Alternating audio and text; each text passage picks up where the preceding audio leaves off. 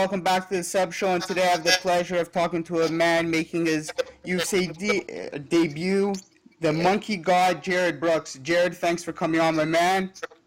How are you, Hey, brother? pleasure having you, man. Of course, man. You're making your UFC debut next weekend. Look fucking excited at the weigh-ins against McCall. I think we can expect the same next weekend, but how much of a letdown was that fight not happening and finding out just hours before? And how exactly did you find out, man? It isn't too much of a letdown, man, because, I got a huge future, and he was on his way out, so it really didn't matter to me. He is somebody that I would have loved to fight, somebody that would have made me climb to the top right away, but, Eric is one of those stepping stones that I got to get through to get what I want. So I wasn't really let down too much at the time. I kind of was because I was just really, really pumped to fight in front of the UFC fans and fight in front of my family and my friends and all the people that have been watching me over the past years. You know what I'm saying? Yeah, I could see that at the weigh-ins, man. You were fucking pumped, brother. Oh yeah. It looked like no UFC jitters were gonna get to you, eh? Oh no. I mean, I go with the energy of the crowd and the energy that's surrounded by me. So if that energy is big, then you're gonna expect some big energy out of me. So. Sounds good, my man. So I see you going back and forth with Shelton on Twitter, and you're trash talking a little bit against McCall at the weigh-ins. Is that part of your game? Do you enjoy the mental warfare a little bit? Do you like trash Yeah. talking, getting into their heads a little bit? You know what I'm saying? People don't understand the mental warfare that goes into fighting and any kind of war. I mean, I've read books like The Art of War. That's it, brother. Sun Tzu, The Art of War. Yeah, I've seen Conor McGregor just completely dismantle people, and people are so afraid to be like Conor McGregor. I'm not afraid to be like that. That's you know it. what I'm saying? All these people like Kevin Lee are like, oh, fuck, Conor McGregor's like me. No, like, that dude is at the top of the game. Why wouldn't I want to be like that? Of And course. why wouldn't I want to follow in those footsteps? That's a perfect person to follow, a perfect role model, man. Look at the money he's making. Look, man just got into a boxing ring for $100 million. You know what I'm saying? Just with using his mouth, pretty much. He's got the skills to back it up, but he uses his mouth to get where he wants. Exactly, I and see it gets into the opponent's head to where he's not going to be perfectly, to fight, a lot of people don't understand it, but to fight, you have to be at a perfect mental state, and if I can get the advantage in that standpoint, then I'm going to do it. I'm going to get into Eric's head, and I feel like I already did. He already tried to call me out on Twitter, and it didn't really work. It kind of backfired on him a little bit. He can sit there and say that I'm one-dimensional all he wants, but this is the UFC, and there's nobody in the UFC that's one-dimensional, my friend. So you're going to find these hands, and you're going to see what the fuck I'm about. That's it, Jared. You fought at 115 before, so how's it cut to 125? Do you feel better as a flyweight than a strawweight, man? 115, I mean, I was fighting 115, I was cutting my balls off. I mean, I'm not that small. I'm probably around Demetrius's size. Yeah, you look like, thick, bro. That's what I'm saying, man. You might be a little bit shorter, but you're fucking thick. Yeah, I've been just getting my weightlifting program down. My strength conditioning program is at an all-time high. I mean, my strength conditioning coach has coached the Red Wings and the Detroit Lions, so he knows stuff that probably not a lot of people know in the MMA game, especially. For sure, man. So who's been some of your main training partners for this fight, getting you ready? Man, you pick them. I mean, I've pretty much trained with some of the best in the world. I mean, I've trained with people like Justin Scoggins. Justin Scoggins has some of the best stand-up in the UFC besides, I'd say, Stephen Thompson. Yeah, him and Wonderboy are up there, I think. Yeah, they have the best stand-up probably. I mean, people like Eric Shelton, he's a flat-footed person. I mean, somebody that is just typical Muay Thai, typical, I've seen this, you know what I'm saying? Just like he's seen wrestling out of me. But one thing that he has not seen is he hasn't seen the footwork, the movement, the boxing, the kicks, everything that I'm going to bring into this fight that he has not seen. I've seen everything. That dude has fought the same way since 2011, and I've seen it through his fights. I've grown. I've went from wrestling in high school, just being a wrestler, to being a straight mixed martial artist and somebody that has developed and has grown and evolved throughout the past 2 years, man. And it's crazy how much I've evolved. And you guys are going to see that July 29th. As far as training partners, I have people like Darren Cruikshank, people like Jason Fisher, people like James Lee, my coaches, Kara Rowe. I got Cody Stamen. I got people in the UFC. I got people out of the UFC that are on the way up, and I got an all-star team of coaches. I got Kara Rowe, I got Guy Monarch, I got Coach Glove, I got all these people that are coming around me, and they believe in me. And so I gotta put that belief system into the octagon, which y'all see. Yeah, it looks like Michigan Talk Team. You guys are kind of getting a name for yourself now with Cody Stamen not too long ago and everything. You guys got some real good corner work. I see too, man. You guys are definitely on the uprise for sure as one of the best teams out there, man. Yeah, I mean, I'm an affiliate with Michigan Top Team. I wouldn't even say that I'm officially with a Michigan Top Team. You're with I train there a lot. Or something, right? I train with James Lee at James Lee's Mash Fight Team. Yeah, and Mash Fight Team, yeah. And Kara Rowe. Kara Rowe is probably the best boxing coach out in the world right now, and y'all are going to hear her name a lot within the next few years. She's working a lot with the Michigan Top Team guys too, and just crisped my hands up, man. Work with people like Lennox Lewis, you name it, Klitschko, all these guys, man. So you expect this guy? He thinks that my hands aren't there. Come on, man. You're going to see what the fuck I'm about. I can't fucking wait, Jared. So if you get the W here, I know you got to focus on that task at hand, but anyone you're going to call out? Like any fights you want or something, man? You know what? I'm probably, at this point, man, there's not a lot of exciting flyweights that can go out there, compete, and do all the shit that I'm about to do and talk the talk and walk the walk. So at that point in time, I'm going to be like, who's in the flyweight division besides Demetrius Johnson at this point? I think that Justin Scoggins, I mean, he's one of my best friends. I'm going to say his name as much as possible just because I want his uprising to be just as much as mine.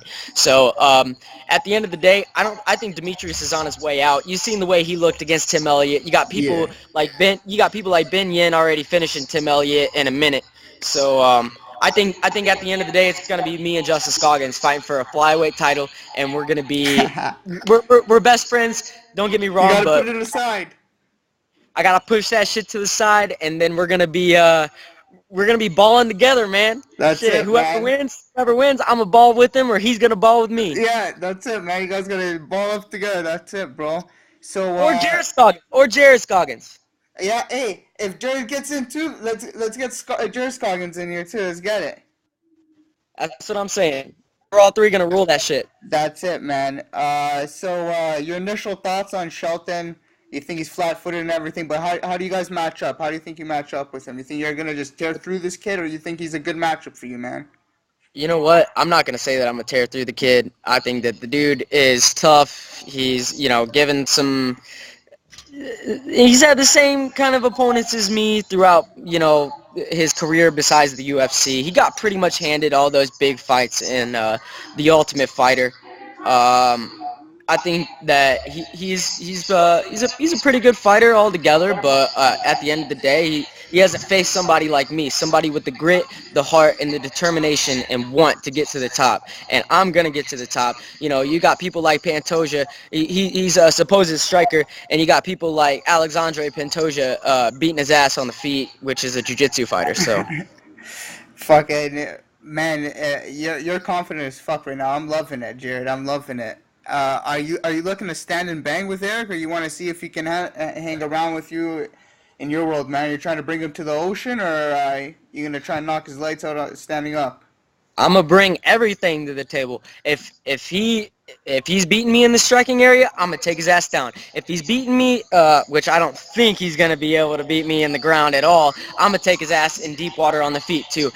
he is not going to be used to the movement and the striking that I have developed in the past 2 years.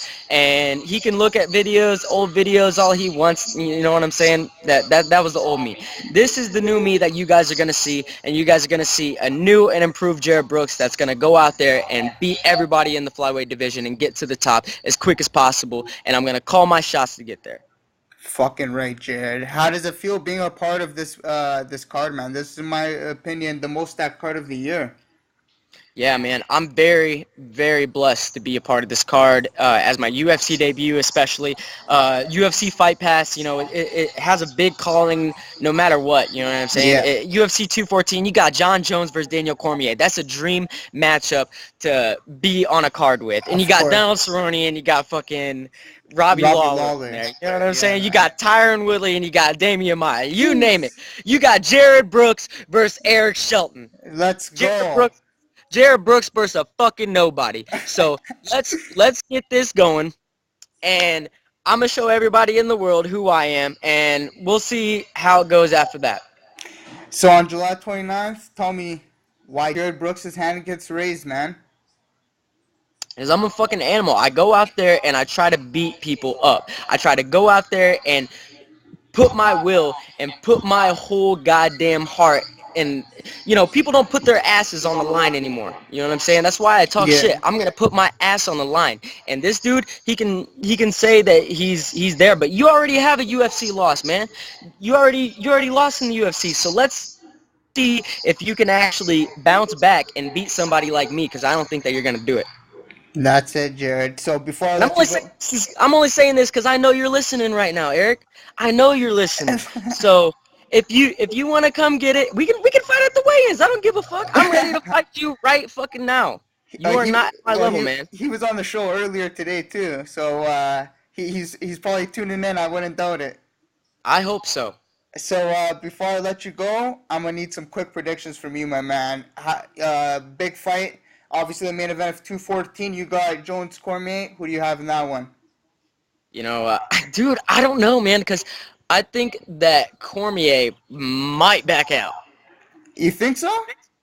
Yeah, man, because there's just so many. There is so many big fights on this card, and I don't know if he wants to put his ass on the line like that. I don't think he wants to give up his championship like that, because John Jones is a physical specimen. If you were the 1800s and you put a Mandingo versus another Mandingo, John Jones would beat his ass. So, and he's already done it before. Yeah.